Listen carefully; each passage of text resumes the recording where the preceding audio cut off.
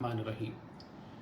اس وقت پاکستان کی ریاست کو جو سب سے بڑا خطرہ درپیش ہے وہ دشمن کی فوجوں کی جانب سے نہیں، ایک نظریے کی جانب سے ہے، آئیڈیالوجی، اور وہ ہے ہندوتوا، ہندو زائنزم۔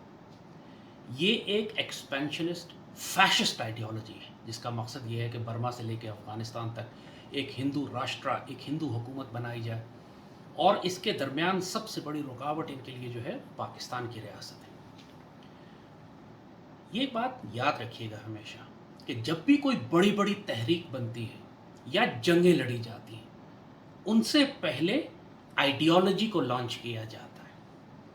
جس طرح نازی جرمنی کی مثال اگر ہم آپ کو دیں تو ہٹلر اپنی فیشسٹ نازی آئیڈیالوجی کے ساتھ پہلے الیکشن جیت کر آیا، اور اس کے بعد اس نے اس کو ایک فوجی طاقت بنا کر جرمنی کے ذریعے پوری دنیا پر جنگ عظیم لانچ کی۔ نازی آئیڈیالوجی پہلے آئی اور ایکسپینشنزم، پھیلنے کا عمل اور جنگوں کا عمل بعد میں آیا۔ اسی طرح جب پاکستان بننے کی بات آئی تو سب سے پہلے نظریہ پاکستان آیا۔ علامہ اقبال نے مسلمانوں کو زندہ کیا، ایک سمت دی، یہ بتایا کہ ایک بر اعظم کو توڑ کر ہم نے ایک اسلامی ریاست بنانی ہے۔ اس کو اسلام کی خوبصورت ترین روحانی اساس کے اندر امت کو پیش کیا۔ پاکستان کا مطلب کیا؟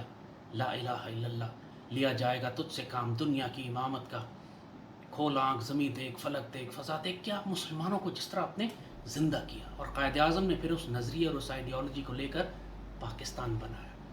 اسی لیے قائد اعظم نے فرمایا تھا کہ ہر تحریک کے پیچھے کوئی آئیڈیالوگ ہوتا ہے، اور تحریک پاکستان کے پیچھے آئیڈیالوگ علامہ اقبال ہے۔ اسی طرح جب آپ نے پاکستان بنانے کے لیے پہلے نظریہ آیا، پھر پاکستان بنا۔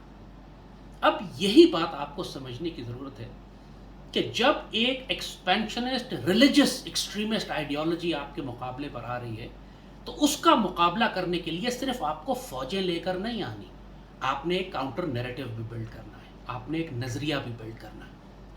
پاکستان میں حالیہ جنگوں کی مثال آپ کو دیتے ہیں کہ جب ٹی ٹی پی کے خوارج نے پاکستان کے خلاف جنگ مسلط کی، آپ کو معلوم ہے کہ سوات کا علاقہ خالی کرنا پڑا، ٹرائبل ایریاز ہمارے ہاتھ سے نکل گئے، پورے پاکستان میں دہشت گردی، پاکستان آرمی جنگ نہیں کر پا رہی تھی ٹی ٹی پی کے خلاف، ہم علاقے چھوڑتے جا رہے تھے، سوات ہمارے ہاتھ سے نکل گیا، ٹرائبل ایریاز نکل گئے، بڑے بڑے علاقے ہمارے کنٹرول سے نکل چکے تھے، اس حد تک کہ جی ایچ کیو کے اوپر آفیسرز یونیفارم پہن کے نہیں جا سکتے تھے، کیونکہ جی ایچ کیو کے گیٹ پہ لیفٹیننٹ جنرل مشتاق بیگ سرجن جنرل کو شہید کر دیا تھا۔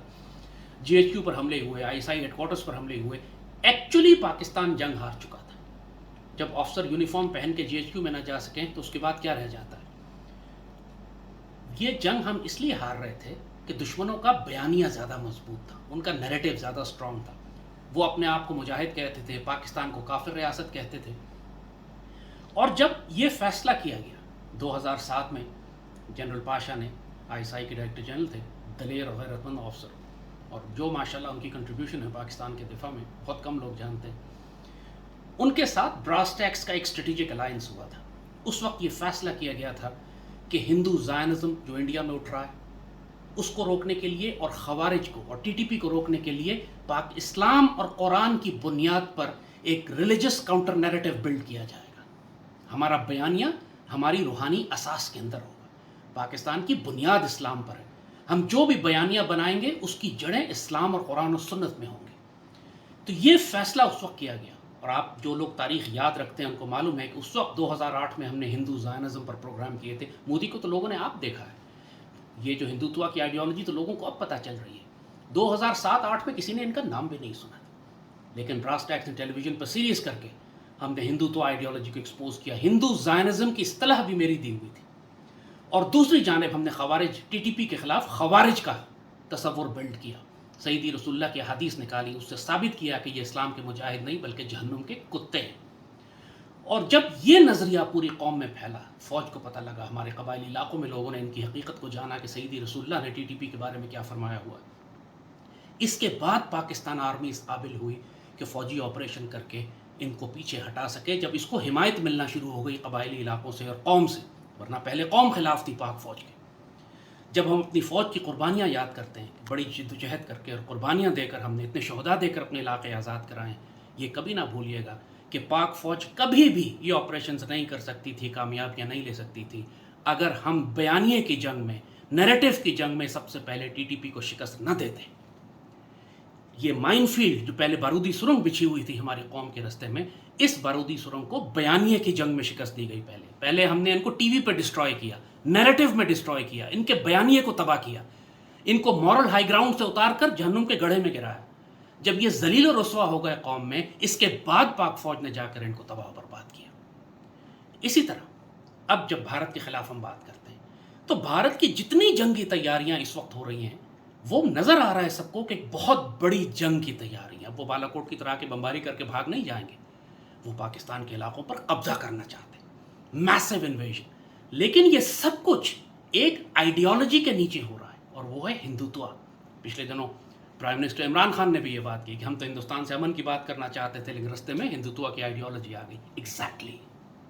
اور یہ آئیڈیالوجی اب کبھی پیچھے نہیں ہٹے گی، یہ آگے بڑھے گی۔ اس کا کام ہے، جس طرح جرمنی کا کام تھا اس وقت فیشسٹ آئیڈیالوجی تھی کہ پوری دنیا پہ، یورپ پہ، رشیا پہ اس نے حملہ کر کے جنگ عظیم برپا کر دی، یہی ہندوتوا کرے گی سونر اور لیٹر۔ آپ اس پہ بحث کر سکتے ہیں کہ کل کرے یا 6 مہینے بعد کرے، 1 سال بعد کرے، لیکن اس پر بحث نہیں کر سکتے کہ یہ کرے گی یا نہیں کرے گی۔ اور جب اس ہندوتوا آئیڈیالوجی کے خلاف آپ نے اپنی قوم کو اکٹھا کرنا ہے تو آپ کا ریاستی بیانیہ کیا ہوگا؟ ابھی تک ہمارے پاکستانی اسٹیٹ کے پاس کوئی بیانیہ نہیں ہے۔ ایک جنرل نیریٹو ہے پاکستانی اسٹیٹ کا، یہ فیصلہ کیا گیا ہے کہ ہندوتوا کی ایکسٹریمسٹ آئیڈیالوجی کے مقابلے پر ہم کوئی کاؤنٹر ایکسٹریمسٹ ریلیجس آئیڈیالوجی نہیں دیں گے، اور ہم صرف ماڈریٹ سافٹ امیج پیش کریں گے پاکستان کا، اور ہو سکتا ہے وہ افیکٹو نہ ہو، لیکن بہت لمبے عرصے میں جا کے کہیں نہ کہیں ہندوتوا کو وہ پیچھے ہٹانے میں کامیاب ہو جائے گا۔ دس از سلی، دس از اسٹوپڈ، ڈینجرس، انفیکٹ سوسائڈل، ممکن نہیں ہے۔ جب تک آپ ہندوتوا کے مقابلے پر ایک مضبوط اسلامی بیانیہ جو کہ ہمارے دین میں جس کی بنیادیں ہیں اس کو لے کر نہیں اٹھیں گے، آپ ہندوتوا کا مقابلہ نہیں کر سکتے، اپنی قوم کو اکٹھے نہیں کر سکتے۔ ہماری پاکستانی ریاست ہمارے سارے صوبوں کا مزاج، ان کی ثقافت، ان کی تہذیب، سب کچھ الگ ہے۔ ہمیں کیا چیز جوڑ کے رکھتی ہے؟ اسلام۔ ہم نے اسلام کی بنیاد پر یہ ملک بنایا تھا، اور اسی لیے جب تک کہ غزوہ ہند کی ڈاکٹرن ہماری نیشنل سیکیورٹی ڈاکٹرن نہیں بنتی، آپ ہندوتوا کا مقابلہ نہیں کر سکتے۔ پاکستانی ریاست ابھی بھی غزوہ ہند کا نام استعمال کرتے شرماتی ہے، جبکہ ہندوتوا کی ریاست نہیں شرما رہے۔ مودی اور اس کے سارے وزیر اور اس کے جنرلز، اس کی ریاست، وہ تو کھل کے بات کر رہے ہیں ہندوتوا آئیڈیالوجی کی۔ ہم کیوں شرما رہے ہیں اپنے دین کو استعمال کرتے ہوئے، ڈپلوائے کرتے ہوئے؟ جو حکم ہے، جس کی بشارت ہے، جو ہمارے لیے اسپرچل اسٹرینتھ ہے، ہماری روحانی طاقت ہے ہماری، یہی بات اب بیان کرنے کی ہے کہ یہی وہ آئیڈیالوجی۔ اس وقت ہم صوبائیت میں تقسیم ہو گئے، قومیت میں، لسانیت میں، فرقہ واریت میں۔ ہمیں جو چیز اکٹھی کرے گی وہ ہمارا دشمن کرے گا، اور دشمن کے خلاف ہمیں ایک بیانیہ تیار کرنا ہے جو ہم سب کے لیے قابل قبول ہو، قرآن و سنت کی بنیاد پہ ہو، سیدی رسول اللہ کی احادیث کے مطابق ہو، اور ہماری ملٹری ڈاکٹرن ہو۔ صدیوں تک اسلامی سلطنتوں نے اسی طرح کیا، جتنے چاہے وہ امید ہوں، چاہے عباسی ہوں، اس کے بعد عثمانی ہوں، سب نے اپنی ملٹری ڈاکٹرن سیدی رسول اللہ کی اس حدیث شریف پہ بنائی تھی کہ قسطنطنیہ لازماً فتح ہو جائے گا، اور جو امیر اس کو فتح کرے گا وہ جنتی ہوگا، جو فوج کرے گی جنتی۔ تو پاکستان کیوں اپنی ملٹری ڈاکٹرن غزوہ ہند کی حدیث پہ نہیں بناتا؟ ہمارا سروائیول اسی پہ۔ آج ہم انکار بھی کرتے رہیں تو کل جب یہ ہندوتوا ہمارے گھروں میں داخل ہو جائے گا، اس وقت مجبوراً ہم غزوہ ہند کی بات کریں گے۔ تو کیوں مار کھا کر، ذلیل ہو کر، اپنے علاقے دشمن کے ہاتھ میں دے کر پھر غزوہ ہند کی بات کرنی ہے؟ ابھی کیوں نہیں کرتے؟ قوم کو اکٹھا کیوں نہیں کرتے؟ یہی ہمارا، اور یہ اتنا پاورفل سائیکولوجیکل ویپن ہے ہمارے ہاتھ میں کہ جب ہندو سنتا ہے، ہندو زائنسٹ جب یہ سنتے ہیں غزوہ ہند کی بات، ان کی ٹانگیں کانپ جاتی ہیں، ان کے وجود کے پسینے چھوٹ جاتے ہیں، اس لیے کہ ہسٹری کا بیگیج ہے ان کے اوپر۔ ان کو پتا ہے کہ 1000 سال مسلمان مغرب سے آتے رہے اور دہلی پہ قبضہ کرتے رہے، 1000 سال کی غلامی ہے۔ بہت سخت خوف ہے ان کو اس بات کا کہ مغرب سے کوئی اور فوج دوبارہ نہ آ جائے اور آ کر پانی پت میں ان کو شکست دے اور دہلی پر قبضہ کر لے۔ بہت شدید خوف ہے ان کو، اور یہ خوف بڑھ جاتا ہے جب آپ غزوہ ہند کی بات کرتے ہیں۔ نفسیاتی طور پر اپنے دشمن کو پہلے شکست دینے کے لیے غزوہ ہند کی ڈاکٹرن کو آپ کو بڑا ایگریسولی پروموٹ کرنا ہوگا، ریاست کو بھی، فوج کو بھی، قوم کو بھی، میڈیا کو بھی۔ اور یہ وہ ڈاکٹرن ہے جو قوم کو متحد بھی کرے گی، آپ کو ایک پرپس دے گی۔ آپ ایک نیشنلسٹ لائن پہ یا سب نیشنلسٹ لائن پہ دشمن سے جنگ نہیں کریں گے۔ کوئی سافٹ نیریٹو بلڈ کرنے کی ضرورت نہیں ہے، پاسبلٹی نہیں ہے کہ آپ ایک سافٹ نیریٹو بلڈ کر کے ہندوتوا کی ہارڈ لائنر آئیڈیالوجی کا مقابلہ کر سکیں۔ اور پھر جب قوم کو یہ متحد کرے گی تو پھر یہی وہ وقت ہوگا کہ جب آپ دشمن کا مقابلہ کر سکیں۔ جس طرح آپ جنگی تیاریاں کر رہے ہیں، جب دشمن ٹینک لے کر آتا ہے تو آپ اس کے مقابلے پر ٹینک لاتے ہیں. دشمن ایٹمی ہتھیار بناتا ہے تو آپ اس کے مقابلے پر ایٹمی ہتھیار بناتے ہیں. جب دشمن ایک مذہبی، ایک ریڈیکل فیشسٹ آئیڈیالوجی کے ساتھ آ رہا ہے تو آپ اس کے مقابلے پہ ایک مضبوط فرم اسلامی نظریہ اور بیانیہ لے کر آتے ہیں. جبھی آپ اس کے مقابلے پر کھڑے ہو سکتے ہیں اور قوم کو متحد کرتے ہیں. پاکستان کے حکمرانوں کو، وزیر اعظم کو، سپہ سالار کو میری نصیحت ہے یہ وقت ضائع نہ کریں، اپنی قوم کو غزوہ ہند کے لیے تیار کریں. کسی ایک کو، یہ پاکستان کی جو ریاست ہے بذات خود ایک، یہ ان کے اندر بہت سے لوگ ہیں جن کو اسلام کی اصطلاحوں سے چڑھ ہے، وہ آپ کو روکیں گے. لیکن پاکستان کے لیے جتنا مرضی کسی کو برا لگے، اگر لا الہ الا اللہ کا نعرہ نہ ہوتا تو یہ پاکستان نہ بنتا، اور غزوہ ہند کا نعرہ جب تک نہیں ہوگا آپ ہندوتوا کا مقابلہ نہیں کر سکیں گے. اللہ پاک سرزمین کے پرچم کو دنیا میں اور آسمانوں میں ہمیشہ سربلند رکھے. پاکستان کا حامی و ناصر ہو.